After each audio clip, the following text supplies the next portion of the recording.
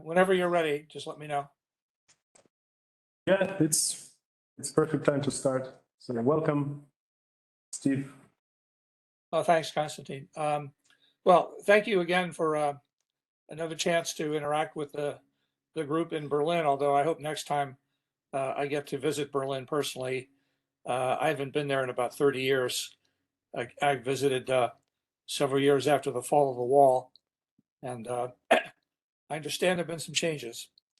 But anyway, I want to emphasize this is still work in progress, and I'm grateful for any comments or suggestions or criticisms that you can give me today or via email.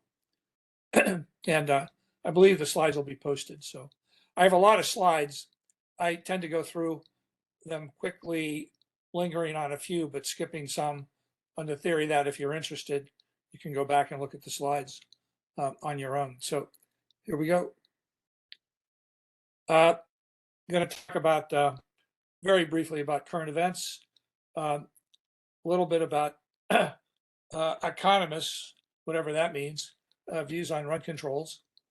I've given a version of this talk to groups that are very diverse, as well as ones that are loaded with other card-carrying members of my own profession. The main focus will be on this, some perspectives on housing supply. Okay, current events. For this audience, I don't need to linger on the idea that there's been a lot of discussion back and forth on controls, and the previous discussions today, have kind of focused on that. So we can kind of sort of skip over this. And also, in particular, a lot of themes you'll find in the press and elsewhere is that controls are making a comeback. And let me just sort of get to this slide. Controls aren't just related to wars, but World War II was a watershed for putting controls in place in a number of countries, including much of Western Europe and the US. And after the war was over, controls were eliminated or softened in many of those places. And as Dennis and Ed basically alluded to, the U.S. After the war, eventually controls were out of most places. For much of my professional life, the U.S. locations with controls were primarily in New York City, parts of New Jersey, and California. That's changed, and we heard just a few minutes ago about changes in Minnesota. And Christine Whitehead and colleagues have looked at some of this and saw that there was a kind of a broad relaxation of controls in the 90s and 2000s, but that COVID and other issues have led to a resurgence of interest in controls. So this is Christine and company's taxonomy of the strength of controls and how various countries have changed. Not everybody loosened up, but some did. But now things are tightening up, and this is a pre-pandemic list of countries, that have had various kinds of controls. Nobody in Europe, to my knowledge, has a sort of first generation rent freeze, the kind that is the starting point for analysis. And as Dennis and Ed commented, U.S. has started to have some additional push for controls. This is just a source where you can look up some details on that. It's an industry source, but they have an incentive to keep on top of it. So this is one place to go and kind of get a look at this. But another theme that I'll try to carry throughout the talk today is rent controls are a very visible type of housing regulation, but there's a lot of other stuff that goes on and that are often correlated with rent controls, which makes both the research, the empirical analysis, theoretical analysis complicated, but also complicates policy recommendations. We'll talk a bit about that a little bit later. The elephant in the room, of course, is COVID, and that's really had a disruptive impact on housing markets, both on the housing side, but also something we haven't talked about too much so far today on the income side. If you're concerned about housing affordability, as I am, starting point, what is affordability? That's a rabbit hole we'll go down later if we want, but however you define it, you've got to think about purchasing power and incomes. And COVID has affected both of those, sometimes in surprising ways. Well, I won't sort of get into this too much. The variants in COVID experiences. Something I want to update is in the first year of the pandemic, you didn't see any strong cross-national pattern in what was happening to rents relative to what was happening the year before the pandemic. Maybe someone here has done this. I plan to do it somewhat shortly, but this is using OECD data. And so, there were countries where rent growth sped up and some places where it slowed down, but, watch this space for future work. And a lot of countries put emergency housing measures in place during the pandemic that some of which were in effect temporary rent controls. Again, when we talk about housing affordability, if you're a housing economist like I am, I start looking at the housing market, but I have to hit myself upside the head and remember that what's happening on the income side is often at least as important, sometimes more important. And those are big issues that maybe we can talk about in discussion. One new, fairly recent issue that's come to the fore, one I don't have slides about that we heard about this morning from Linus Pfeiffer, was on short-term leases, Airbnb and the like. But another issue is the increasing shift of private equity investors into rental housing markets, and that's caused some concern that I just want to flag now. I'm still trying to ponder let me sort of what this might mean for rental housing. And the U.S. has a very complex industrial organization of the housing market, including the rental market. It tends to be a lot of mom and pop investors as well as institutional. Full disclosure, I happen to be a renter in a large institutionally owned rental building near Boston.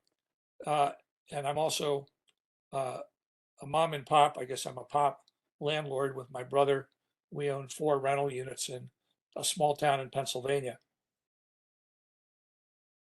Very different locations, very different types of units, very different rents. The rent for our 4 units is much less than the rent for the single unit I live in. It's a bigger unit and it's near Boston, among other things. And after the great financial crisis, private equity investors started to come into the market. So this is something that some colleagues, Antonio Mello and I and some others are going to hoping to look into over the next year or two. Here you can just see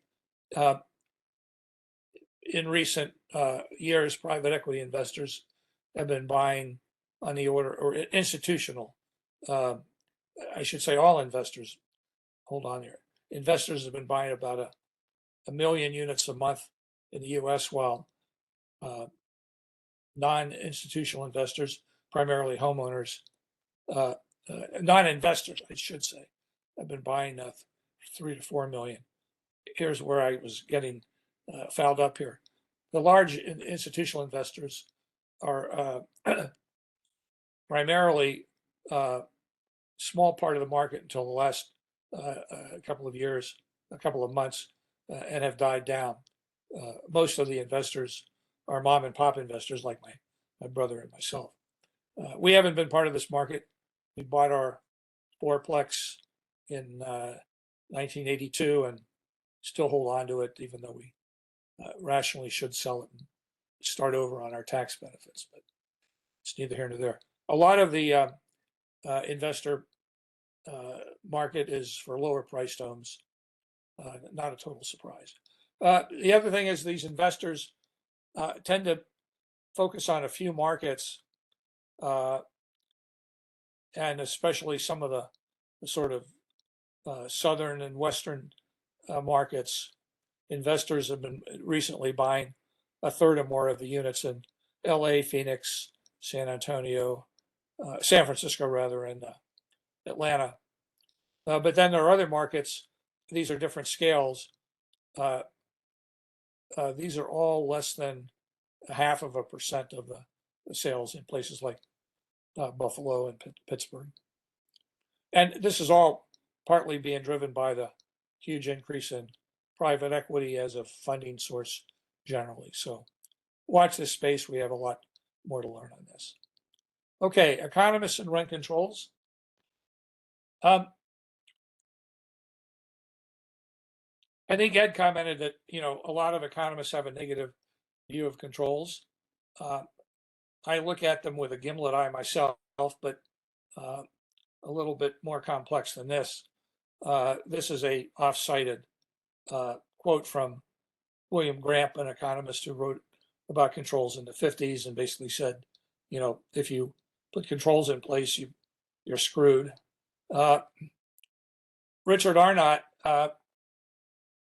wrote a very classic paper in 1995 that showed that using theory, not empirics, but based on what he saw happening in controls in Canada and other places. He was at Queen's University at the time. And I talked about revisionist views of housing markets. There's 3 sentences in this paragraph. There's been revisionism. Yep. Few economists advocate controls, but are, more muted and qualified in opposition. I agree with that. Perhaps a majority, at least among the younger generation, would agree that a well-designed rent control program can be beneficial. That strikes me as a little strong. And while I'm pretty old and gray now, I was sort of probably counted as one of the younger generation 30 years ago. But nevertheless, there's a lot to think about here. On the other hand, if you just go out and poll the average economist in the street, which Chicago Booth School does on all sorts of topics, only one of 41 experts, economists, these are well-known economists, mostly in the US, but a lot of them not Americans, a lot of them with experience of other countries. Only 1 out of 41, thought that controls were a good idea. Granted, I wouldn't have written the question quite that way. By the way, none of those 41 were people that we'd think of as housing economists. So this is just kind of like some narrative about what we just said about the different views of controls. And this is the textbook model that you find in any textbook. If you have a supply curve and a demand curve, and originally a market equilibrium without controls at P star Q star, but basically you have a controlled regime that brings rents down to PRC, the controlled price, then at the lower price, consumers demand more housing, but suppliers supply less. And who wins this battle? Well, the short side model, as we call it, says that who's ever on the short side, that's what drives the market. So we have a reduction in supply and a large unfulfilled excess demand. Now, a lot of this obviously depends on what do these curves, especially the supply curve, look like. Number one, this is just a picture.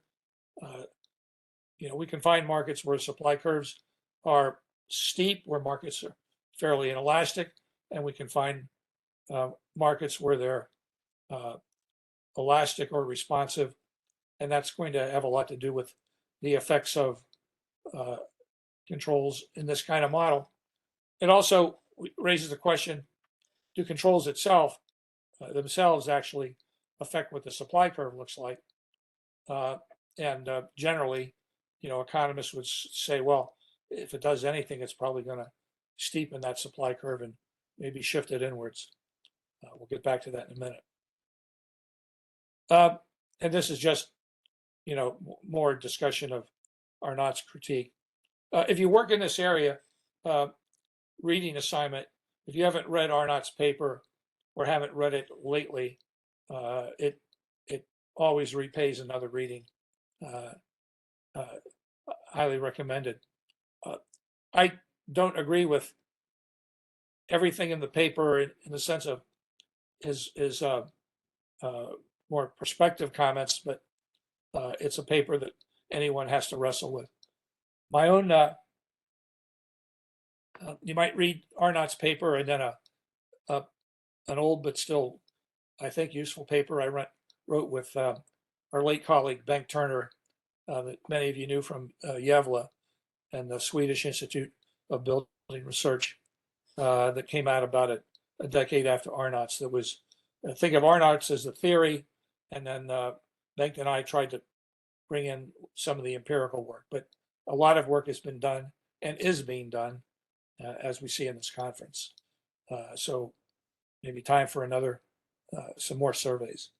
So I'm going to skip this. I'm just trying to make the point that the supply and demand model, sometimes the real world gets in the way of what the compass tells you is happening, but that doesn't mean you throw away your compass. You don't stop thinking about supply and demand, even when you have to make modifications to it. Okay. One particular extension that predated Richard's review, going back to Ed Olson and others, and that most housing supply over any short period comes from the existing stock. And we're going to come back to this over and over again. And if you put controls on rents, you're not really controlling price, you're controlling expenditure. If the landlord has the ability to vary the quantity of housing services that are delivered from the unit. And so if I'm a landlord and you control the rent, well, I can reduce maintenance, depreciation can fall, and even though the rent hasn't changed, the price per unit of housing services rises back up as the quantity of housing services delivered from the unit changes. Now, you can try to control this with regulation by having, various legal requirements regarding maintenance and other activities. Also, to some extent, tenants can do their own maintenance as a trade-off for the lower rent. But of course, that means instead of paying a landlord, you're doing more work on your own. And this is just a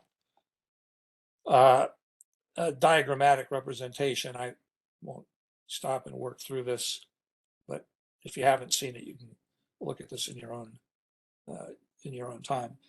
There's a number of ways that markets can equilibrate beyond depreciation, and some of them are in rent control laws, and those have already been discussed this morning. Indexing, and there are different ways to index. As Ed talked about, the Minnesota laws have a fairly stringent form of indexing that rents go up by, I think it's 3% a year, if I remember correctly, but just some fixed number. Well, that's different than a rent freeze, where we can find some examples of just freezes in rents. Whether new tenants are reassessed, new and existing units are repriced, and how they're repriced, and whether you can reprice when you upgrade the unit, and what's meant by upgrading. And then obviously I'm mathematically challenged, because I said there are 4 market responses, and then I think I have 1, 2, 3, 4, 5. Okay, gotta fix that. Just evading it one way or another. Sometimes you have side payments, sometimes called key money. I've already talked about depreciation, or just abandoning the units, or converting to another use. I should put that in too.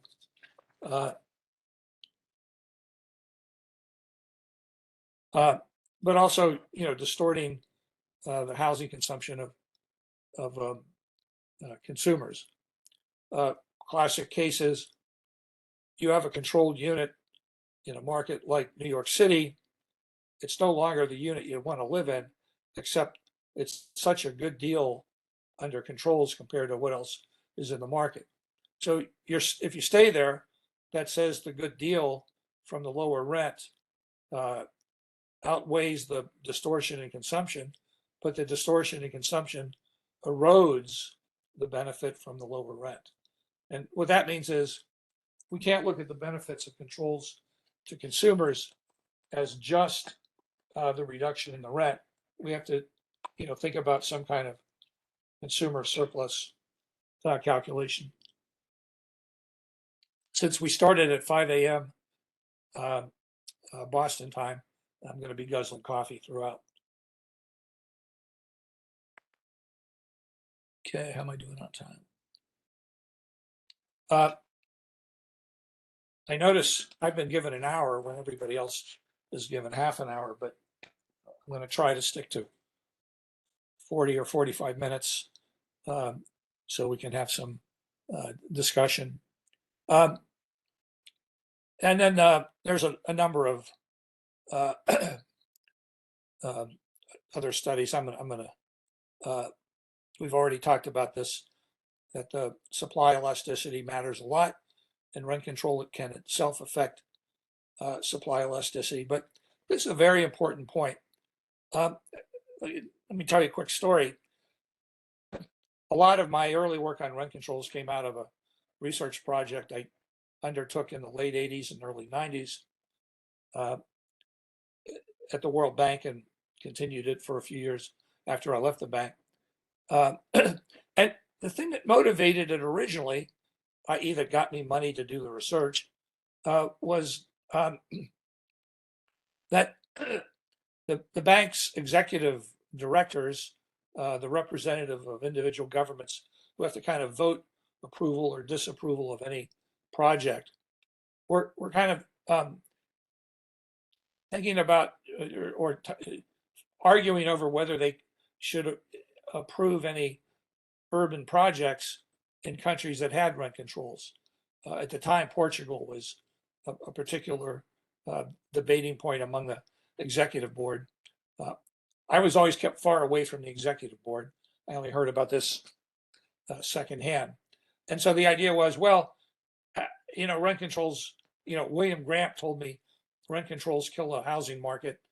And so why should we have any urban projects in countries that have rent control? And other folks said, well, it's might be more complicated than that. And so hence, I was given leave to do some work that suggested indeed it was more complicated. And the point here, um, I don't think this is going to shock anyone. Rent control can affect the responsiveness of the housing market, but there are so many other things, including physical geography, financial systems or lack thereof, um, all kinds of other regulations, zoning, planning systems, subdivision regulations. We could list 100 things on the floor area ratios.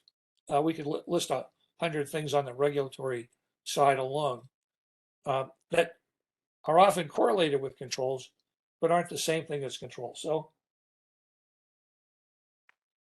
if you have an inelastic housing market and it's also controlled, um, I have to tell the executive directors, if Portugal removes rent control, that doesn't tell us that all of a sudden all's going to be fine in Lisbon and other Portuguese housing markets. There are a lot of other things that we have to consider in this context. Matters a lot.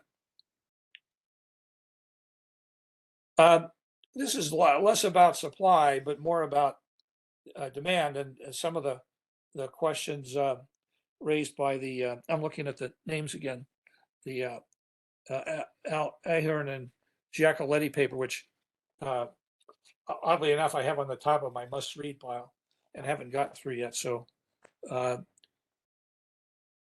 the research that's been done on this in the U.S. and elsewhere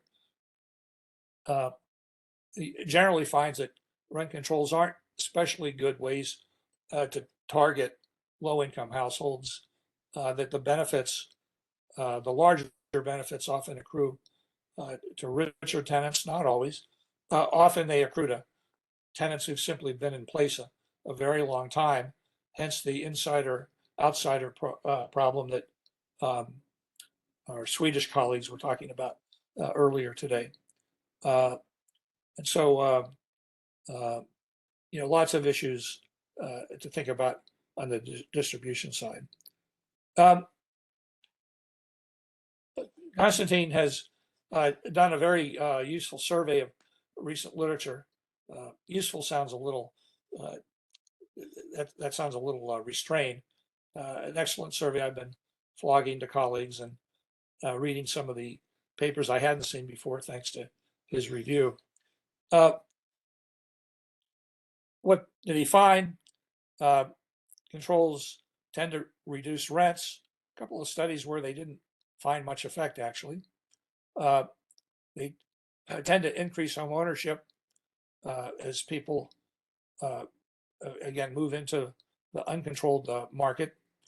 Reduced mobility and sometimes pump up rents in uncontrolled markets. For our purposes, talking about supply, these are the two key results. Some studies found no measurable effect on construction. Others did. The bigger effect, at least in terms of just counting studies, was on housing quality. In other words, this Frankenna model, or reducing housing from the existing stock, that seems to be documented in some of these studies. So to reiterate, half of the studies that he reviewed found negative effects on new construction, but almost all those that looked on supply from the existing stock, or if you prefer, declines in quality, were found. All right. So a little bit more about supply. What am I doing here? Trying to finish up in 15 minutes. There are different ways of categorizing supply: owner rent, public, private, or some kind of NGO or nonprofit, but not non-governmental entity. I'm going to focus more here on new construction or the existing stock. This is very simple. you might even say simplistic analysis. I just got data on housing permits for US metro areas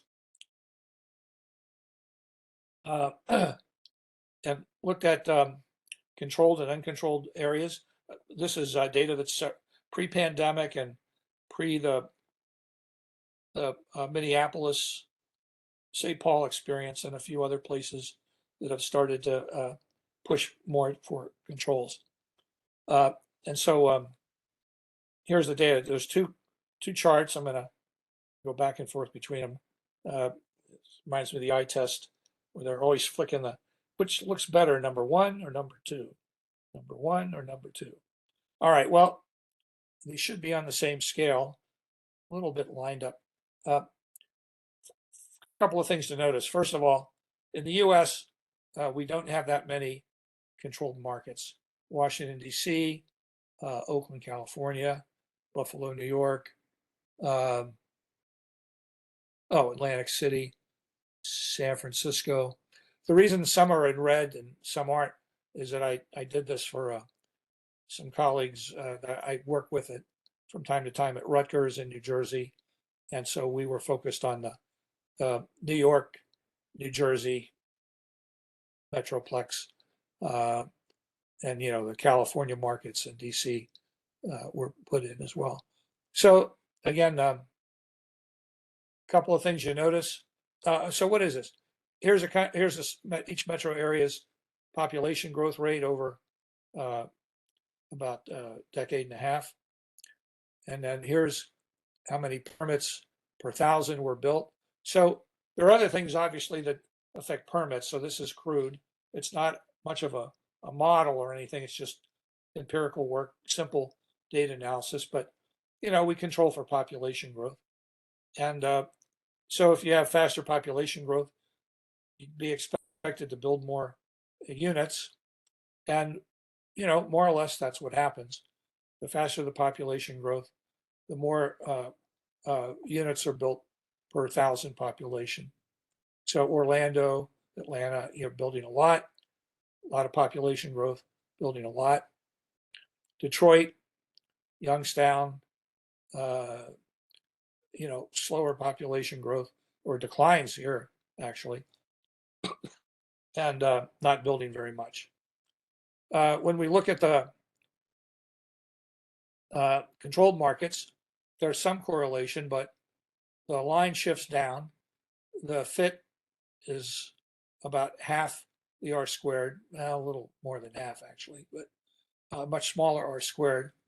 Don't want to make too much of it, but this is certainly consistent with controls reducing supply.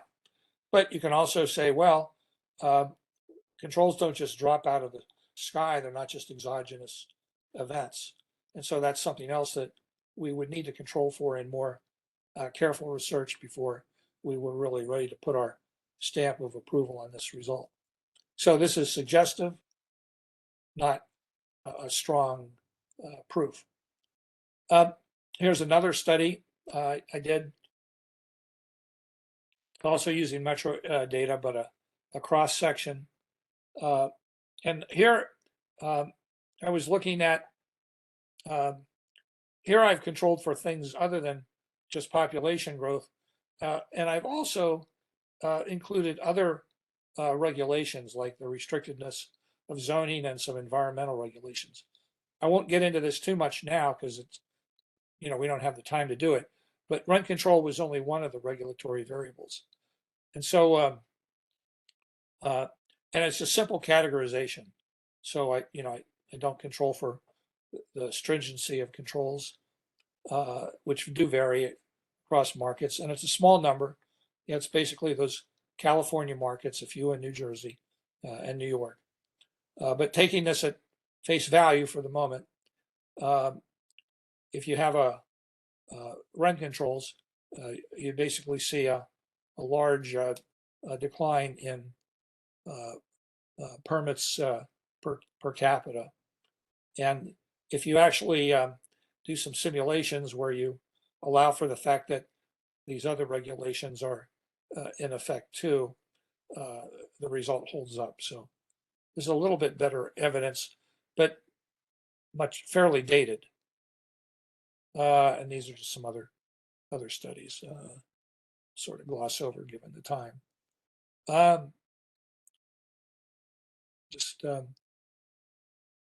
So I've already talked about the idea that most affordable housing that's affordable as opposed to affordable, it gets the label in the press, are older units that provide the bulk of housing for low-income households in the U.S. and many other countries. And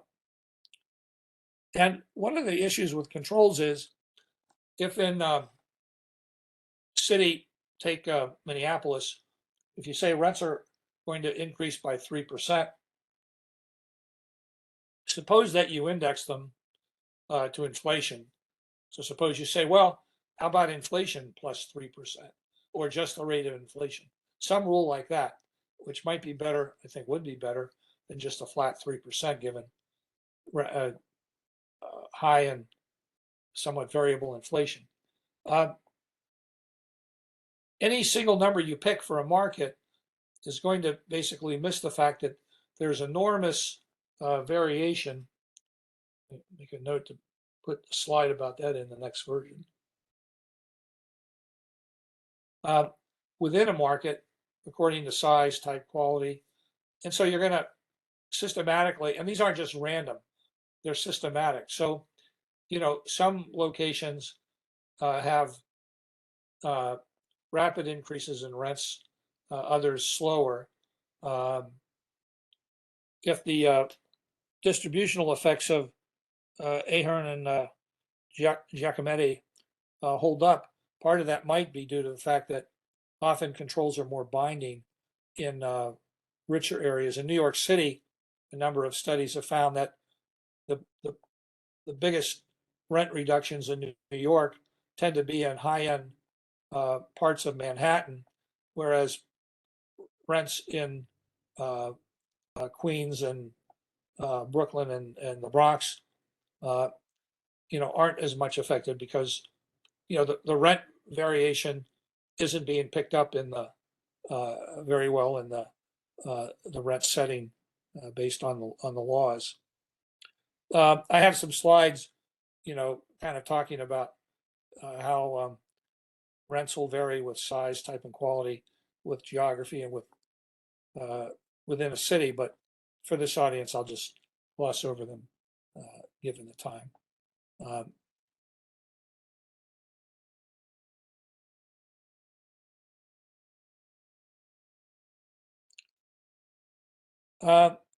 Going back and looking at elasticity, this varies a lot by country. In the US, it varies a lot within the US by metro area. So these averages, you know, I think supply elasticity might be different in Berlin than it might be in some other part of Germany, or you can tell me more about that.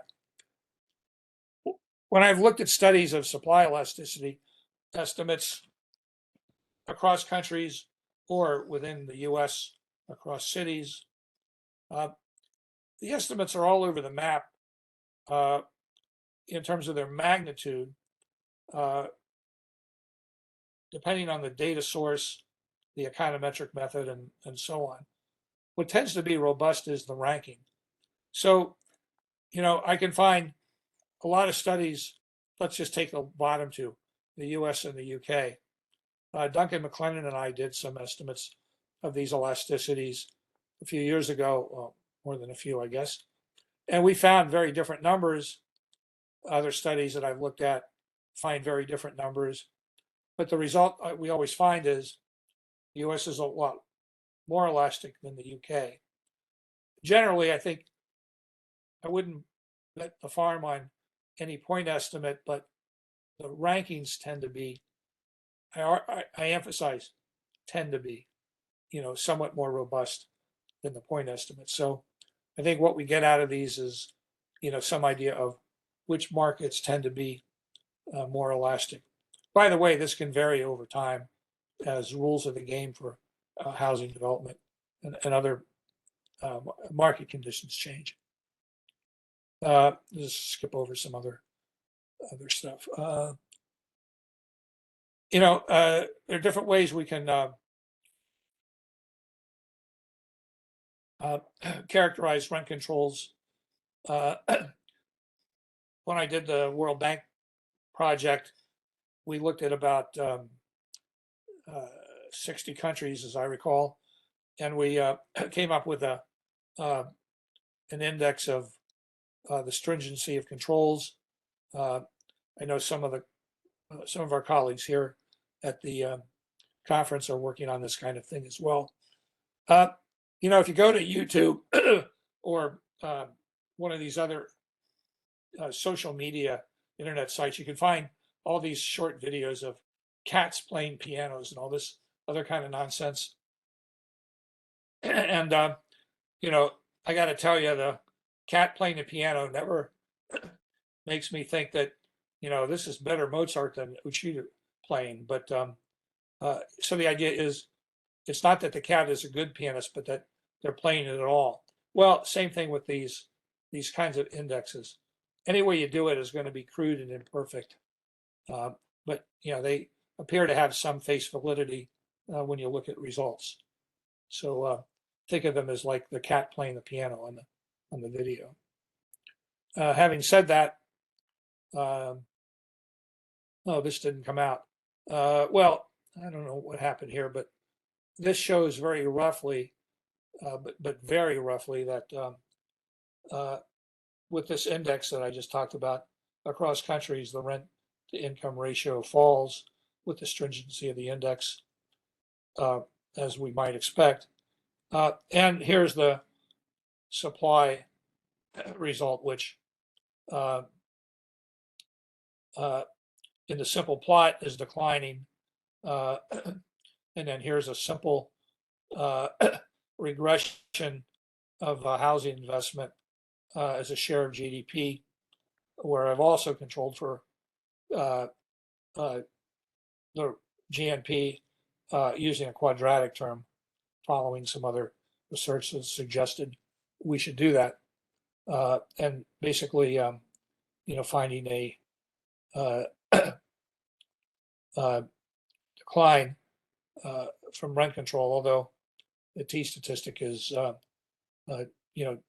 doesn't hit that value of 2 or so we like to see as a rough rule of thumb. And then on the Frankena model, we have the anecdotal evidence. And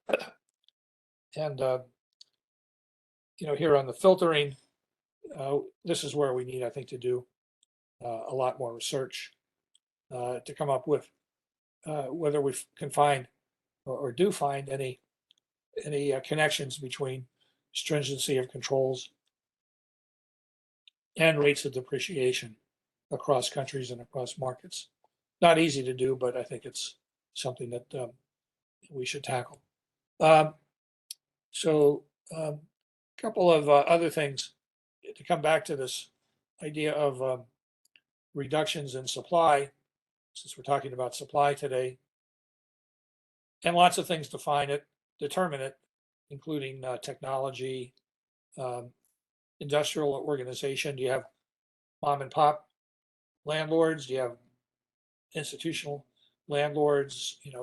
What kind of institutions? Geographical constraints, and the regulatory environment. And I focus a lot on the regulatory environment,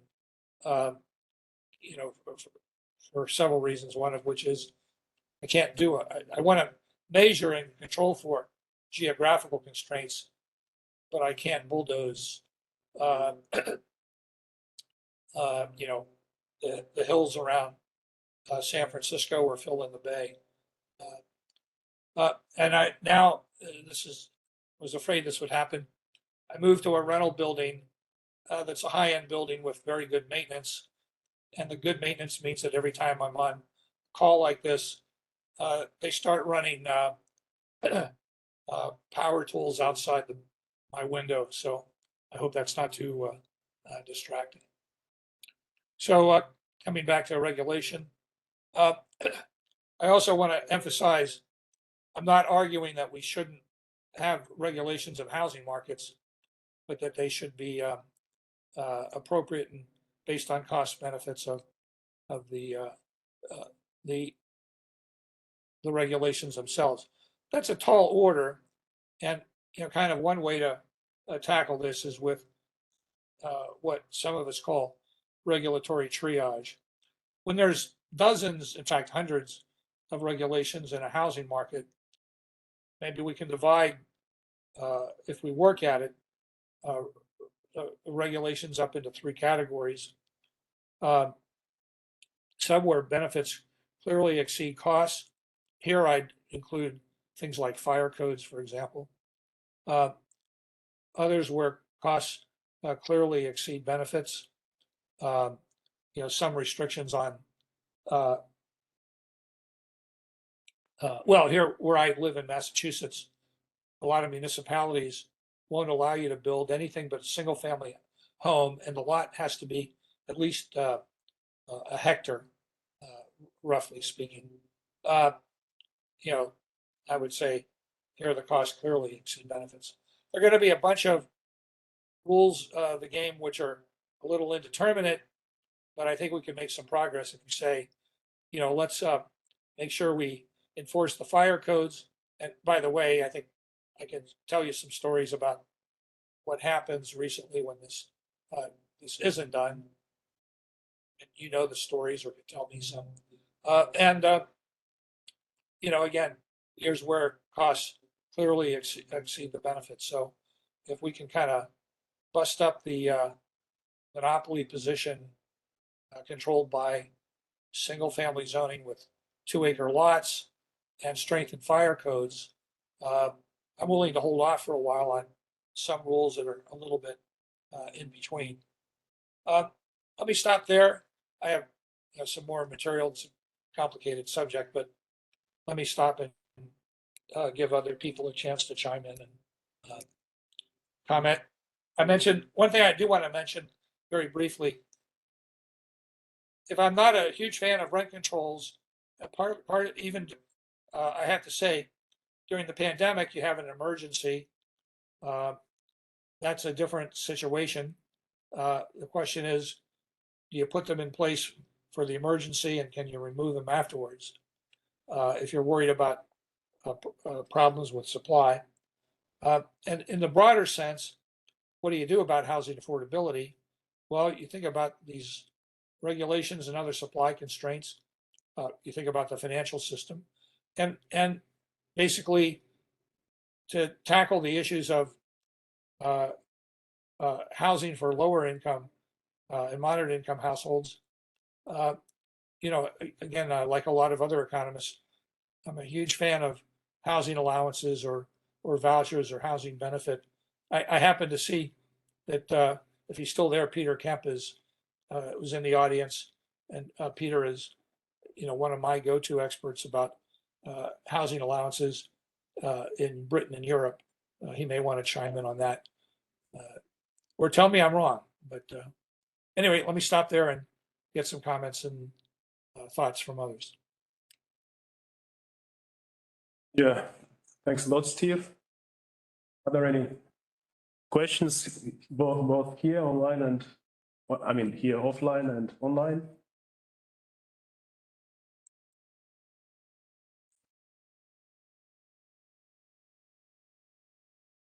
Okay. Well, Peter Kemp comes through with a text that he says, "I'm right about housing allowances." I set him up and he knocked it down.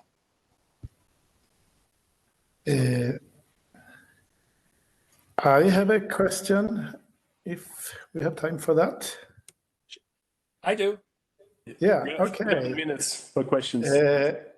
I must confess that I'm rather new to housing research. I come more from commercial real estate finance and investment under uncertainty.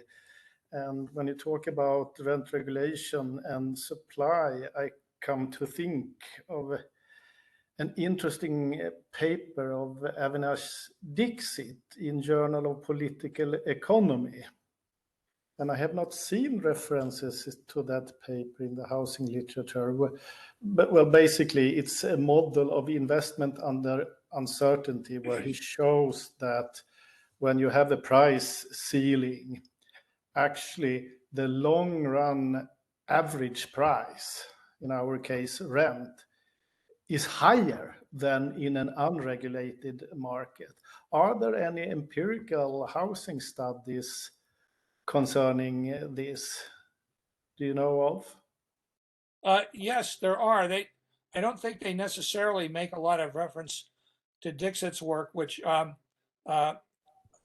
know somewhat. In fact, my own foray into Dixit type models is based more on his very nice book he wrote with, I think, with Pendyke a few years ago. Yes, You it probably is. know well. Yeah. And there are people who've worked on option models in housing. John Clapp, CLAPP, comes to mind, and I can think of others later. But if you look at John Clapp's work, you'll find a lot of work that's in the spirit of the Dixit type models. I've forgotten whether John explicitly uses his Dixit's models or not, but they're similar. But I think you can kind of make some loose connections between the results. If I can go back fast enough here.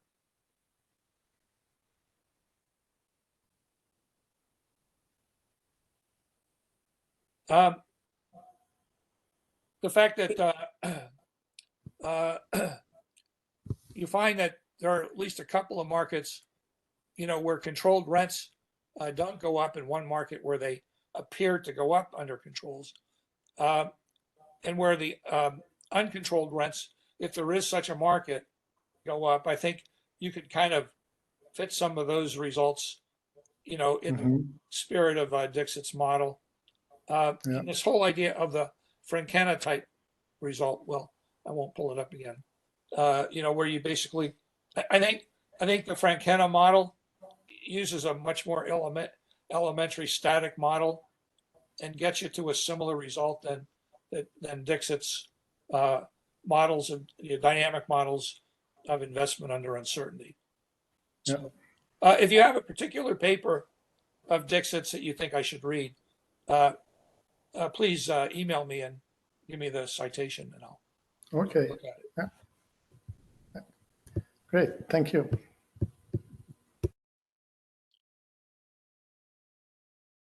Other questions, comments? I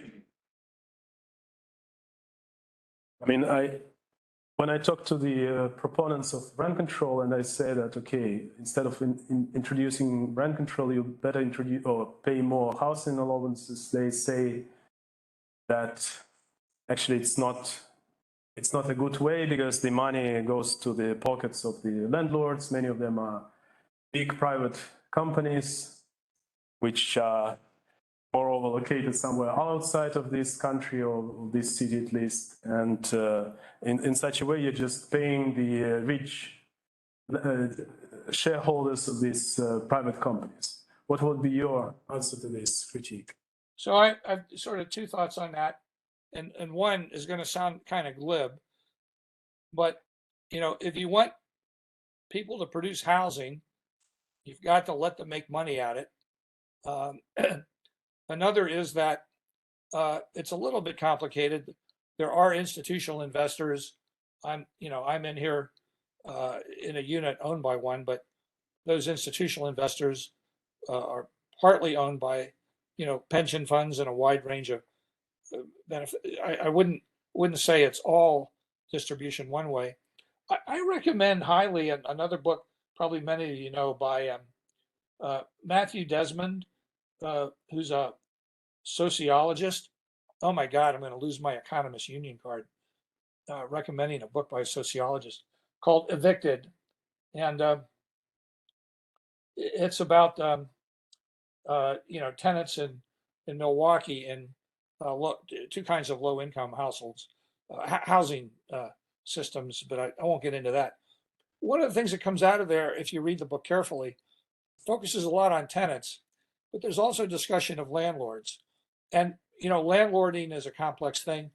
One of the things that you find in that book are some stories, because it's almost an anthropological study of how in low-income areas, a lot of the landlords are often themselves low-income people, that it's their way of starting up a business. Now, you can differentiate controls by, as was mentioned earlier today, having different rules for institutional investors versus small ones. That's true enough. But, if you want to have a supply of housing, basically, you have to think about what the incentives are for the producers. And if you say, well, only mom and pop landlords should be allowed to produce and make money, or at least have fewer constraints, that's going to limit choices, and people like me living in institutional units are going to start crowding out lower income people. So and I think that's a problem of what are the incentives going to be in place, for a supply of housing. Thank you. So, yeah, sure. Yeah, thank you for your presentation. In Berlin, I can think of some anecdotal evidence of cases where, let's say, housing cooperatives or public housing companies that in Berlin are owned by the state say we cannot provide more housing because the land, the construction land is too expensive, or even cases where owners of construction land would just hold on to the land itself instead of building apartments on there, because the price of the land increases so much, and instead of building or selling it now, they would just hold on to it and increase their wealth. So these kind of anecdotal examples would suggest that rent control in some cases might even might lead to more housing supply. And you mentioned that the supply is very complicated. There are different factors, and so about these anecdotal evidences that I explained, how would you assess them? So the argument, just to recap, is, if I understand it, is if you put controls in place, and it basically the let's say for-profit and non-profit, the landlords, just to simplify somewhat, the for-profit landlords leave the market, values fall, including the value of land, and then that basically it makes it easier for the nonprofits to do business. The problem with that is if you restrict overall supply, you're still going to have sort of excess demand and people bidding up units. So it's not completely clear to me what the net effect of that'll be in a given market. We'd have to think about that a little more deeply.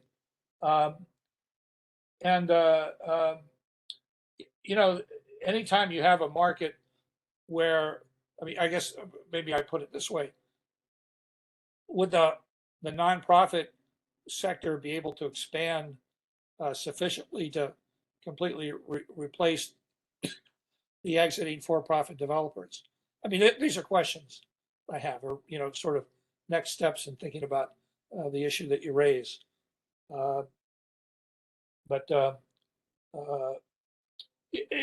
Another issue in terms of other kinds of regulations, and this will sound a little too facile, perhaps, but some places that put unnecessary, whatever that means, restrictions on density in different ways, building height, floor area ratios, and the like, basically make it harder to substitute capital for land when land gets expensive. When land gets expensive, the incentive is to build more densely, whether to build multifamily buildings instead of single family, or, larger multifamily projects. And, a question I would have, and it's a question, are there any rules of the game in Berlin that are impeding this that aren't justified, by public safety or some other real externality? So it's your comment makes me think of questions, more questions than answers. But I hope the questions are interesting. Thank you very much, Steve.